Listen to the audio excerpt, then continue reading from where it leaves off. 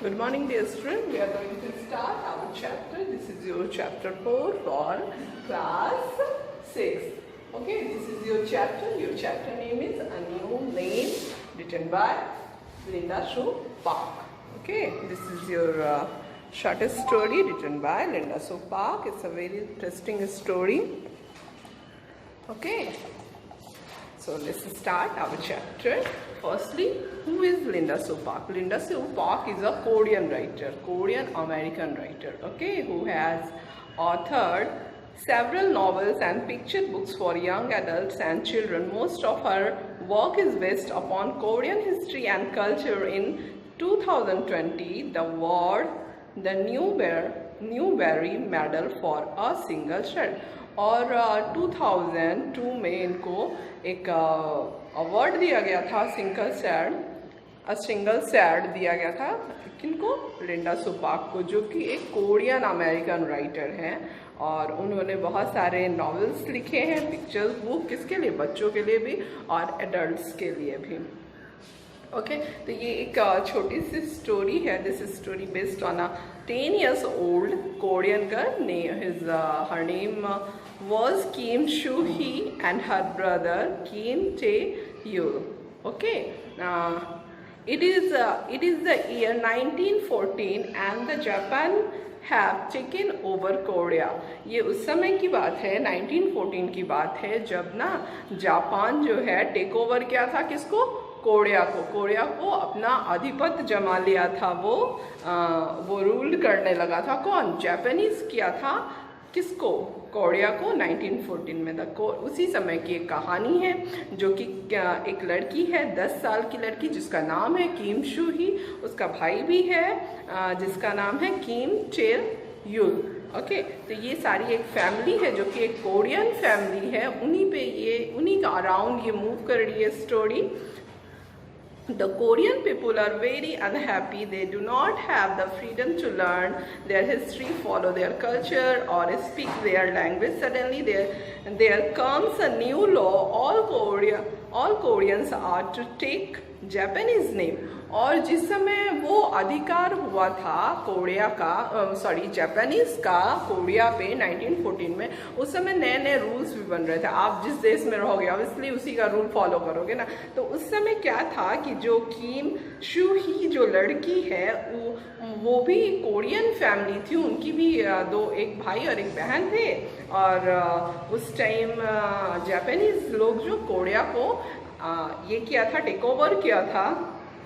तो उस समय लैंग्वेज का भी क्या था, आपकी हिस्ट्री है, जो आपका जो हिस्ट्री है, कोरियन हिस्ट्री अलग था, कोरियन लैंग्वेज अलग था. कोरियन वर्ड्स कम स्लैबिक का होता है. इट मीन्स कि स्लैबिक मतलब आप प्रोनाउंस, वॉवल का जो उच्चारण होता है, वॉवल का जो प्रोनाउंसिएशन होता है वो आप कम कभी किसी शब्द में 2 बार करते हैं, किसी शब्द में आप 1 बार ही करते हैं, और किसी में 1 से ज़्यादा बार, 2 से ज़्यादा बार होता है. तो वो स्लैबिक जो होता है वो बढ़ जाता है. तो उसी तरह से हर तरह का चेंजेस था उसके कल्चर में, किसके, कोरियाई कल्चर में और जापानीज कल्चर में. तो वो क्या कि लैंग्वेज का भी प्रॉब्लम था. और उस समय उसने जापानीज ने 1914 में क्या कर दिया कि उसने कहा कि मेरे कल्चर को आप फॉलो करो, मेरे लैंग्वेज को आप फॉलो करो. इट मीन्स कि आपको सारा चीज़ जापानीज ही करना. अब आप खुद को क्या मानो, जापानीज मानो. अब आप कोरियाई रहे नहीं हो. ओके, तो उसी पे ये लिंडा सू पार्क ने इस स्टोरी को बनाया है. Suddenly there comes a new law. All Koreans are to take Japanese name. और तुरंत फिर एक नया लॉ आ गया. एक तो फर्स्टली कि आप अपना हिस्ट्री चेंज करो, आपका हिस्ट्री क्या होगा, जो जापानीज हिस्ट्री है आप उसी को अडॉप्ट करो. देन आफ्टर आप उस लैंग्वेज को बोलो जो जापानीज बोलो. इट मीन्स कि जापानीज बोलो, कोरियन अब आपको बोलना नहीं है. देन सेकेंड लॉ क्या लाया गया, सेकेंड लॉ लाया गया कि आप क्या करो कि अपना लॉ जो है, मतलब नेम जो है, जापानीज नेम,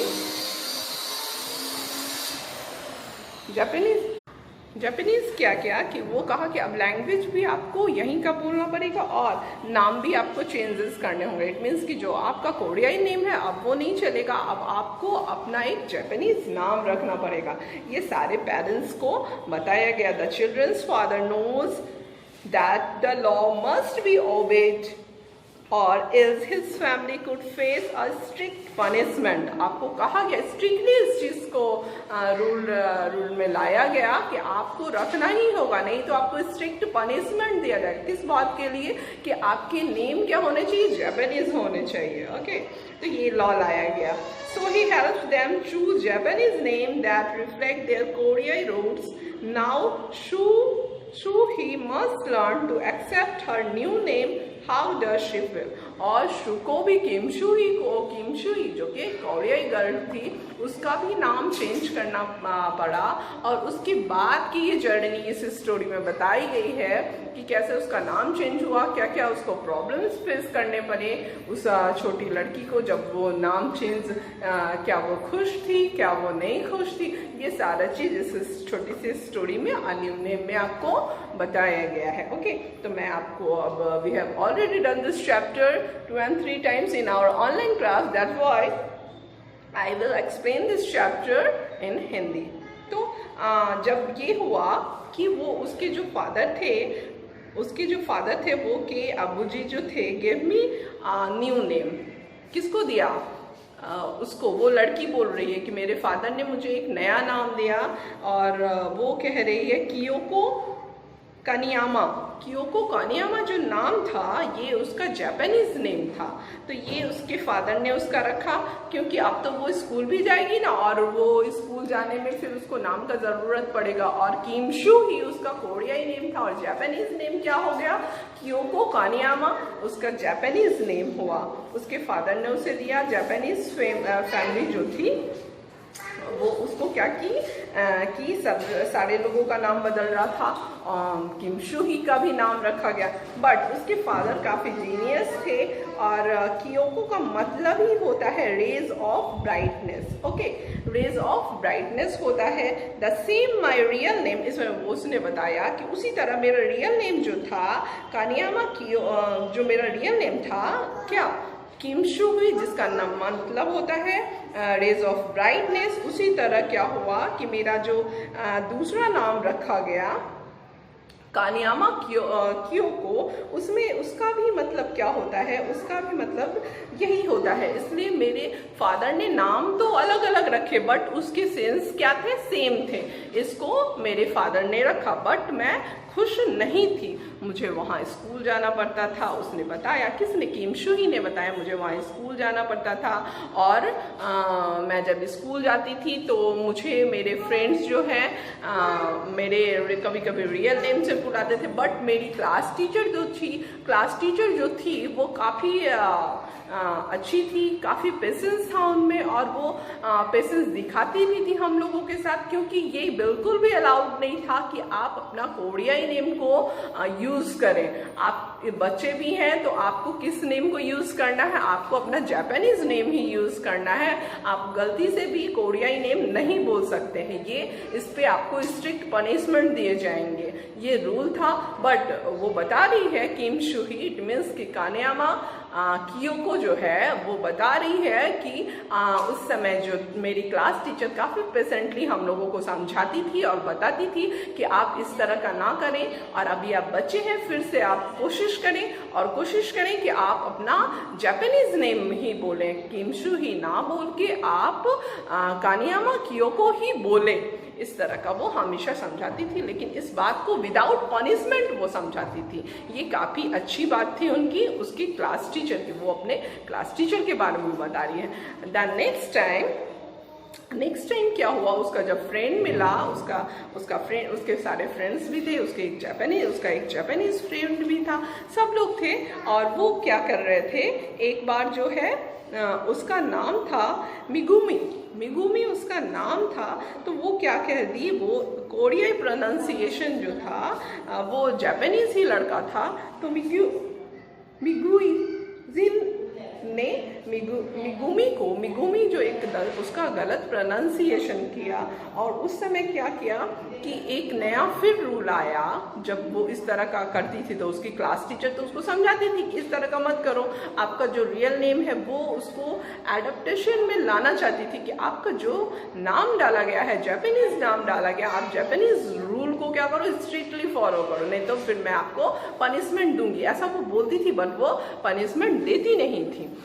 तो फिर क्या हुआ, एक नए आर्मी ऑफिसर को, ओनिशेन को अपॉइंट किया गया सारे स्कूल को देखने के लिए कि आप जाके स्कूल को इंस्ट्रक्टर बने और जाके आप स्कूल में ये चीज़ देखें कि हमारा जो जापानीज रूल जो हम लोगों ने 1914 की ये स्टोरी है कि जो हम लोगों ने टेक ओवर किया है कोरियाई को, वो हमारे रूल को एग्जैक्टली फॉलो कर रहे हैं कि नहीं कर रहे हैं, ये बात आप जाके देखो।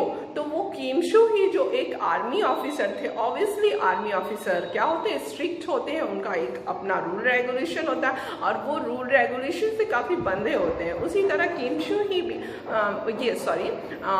ओनिशेन को भी अपॉइंट किया गया। हर स्कूल में एक आर्मी ऑफिसर को अपॉइंट किया गया कि आप बच्चे किसी भी देश के जनरेशन होते हैं, किसी भी देश के फ्यूचर होते हैं। तो उस तरह जापानीज ने भी ये रूल अपनाया कि हर जगह एक आर्मी ऑफिसर्स को अपॉइंट किया गया। इसके स्कूल में जो कानियामा कियोको को जो इंस्ट्रक्टर अपॉइंट किया गया, उनका नाम था कि ओनिशेन बहुत ही स्ट्रिक्ट आर्मी ऑफिसर थे। तो एक दिन जब वो जा रही थी तो उसने कुछ गलत प्रोनाउंसिएशन किया, जिसके कारण उसको बुलाया गया, उसके क्लास टीचर को। उसने क्या किया, वो आर्मी ऑफिसर जो थे किम शू ही ने उन्हें इशारा किया और वो उसको बुलाई। उनकी जो क्लास टीचर थी, किसको, कियोको को बुलाया गया।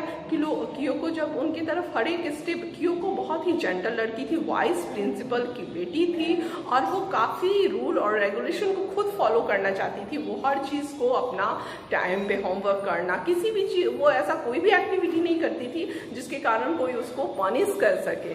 बट आज उसने एक गलती करी थी और ओनिशेन ने इसे देख लिया था, जो कि एक आर्मी ऑफिसर थे, जो कि काफ़ी स्ट्रिक्ट थे और उन्होंने ये चीज़ देखा था।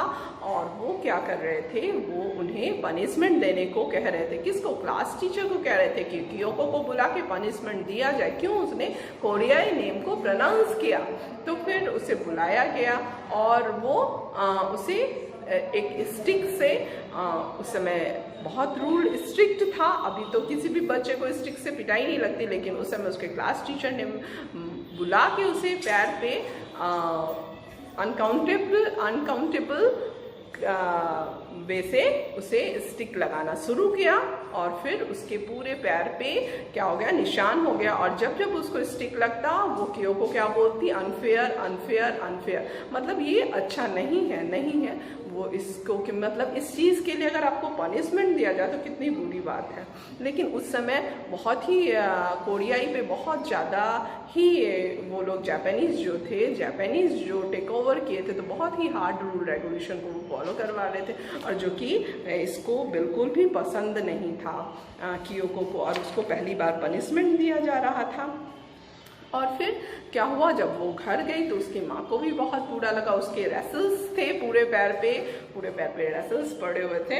और फिर क्या हुआ, कियोको को फिर जब वो दूसरे दिन गई तो उसने क्या किया, जब वो आई, फिर उसको तो आने का मन नहीं करता था, लेकिन फिर वो स्कूल आई और फिर उसी रूल रेगुलेशन में वो रहना शुरू कर दी। और लास्टली उसने क्या करा कि उसके जो जापानीज नेम थे उसने उसे हार्डली एडप्ट कर लिया और फिर उसी को वो करती। और फिर दोनों दोस्त बैठते, उसके जो एक दोस्त था, एक जापानीज दोस्त था, वो लोग नाम का मजाक बनाते, वही जो जब वो लोग अकेले में बैठते, बच्चे ही तो थे, अकेले में बैठते और मजाक बनाते। और इसी तरह से फिर उसने क्या किया कि जापानीज नेम को ही अडॉप्ट कर लिया, कानियामा कियोको। और जब वो बच्चे की तरह होते, जब वो खाली होते तो की कुकू करके ऐसे आपका सारा है उसके साथ, उस वर्ड्स के साथ वो छेड़छाड़ करते थे जो कि जापानीज नेम था। और फिर दोनों इस पे हंसते थे। यही आपकी छोटी सी स्टोरी है। और फिर इसको लिखा कहाँ गया, an extract from when my name was Kiyoko. When my name of Kyoko से नॉवेल से अडॉप्ट किया गया है। इसको लिखा किसने है? लिंडा सो पार्क ने लिखा है। और फिर लास्ट में and I knew this was his way of saying he was sorry I have to change my name. और उसको इस बात का ताउम्र अब उस छोटी सी लड़की को, ऑब्वियसली आप किसी नाम के साथ जीते हो, जब आपका बाई बर्थ कोई नाम होता है और वो चेंज होता है तो बुरा लगता है, बट आपका सिचुएशन उस समय क्योको का सिचुएशन वैसा था, लेकिन वो कभी उसको अच्छा नहीं लगा, बट वो न्यू नेम के साथ जी, और वो हमेशा इसके लिए सॉरी फील करती थी खुद में कि उसे ये नाम दिया गया। यही आपकी छोटी सी स्टोरी है। फिर हम लोग नेक्स्ट डे मिलेंगे नेक्स्ट स्टोरी में। Have a nice day, bye.